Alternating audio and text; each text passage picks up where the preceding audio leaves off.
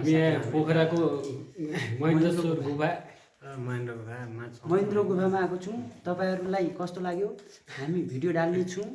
हामी पोखराको आज इक्जाम माहौल मिलाउँदै हामी यसो घुम्न पनि आएको छौँ।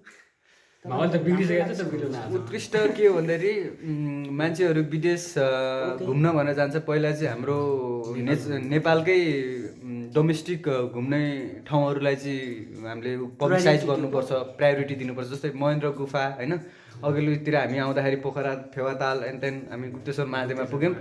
हामी चाहिँ एउटै गाउँको मान्छे हो। प्लानमा पनि छौँ हामी। भर्खरै थकाली रन गएको र अहिले हाम्रो यो किन पनि अलि फरक छ भन्दाखेरि हामी एउटै गाउँको हो। मेमोरी यो फेरि दुईजना रावलहरू छ, दुईजना बाहुन भन्छन्। म खासै बाहुन चाहिँ होइन त्यस्तो छ। अनि आज इक्जाम भन्ने कुरा त जिन्दगीमा दिएरै आएको, तर यस्तो अवसर चाहिँ हामी जम्का भेट मिल्थेन। ल थ्याङ्क यू गाइज।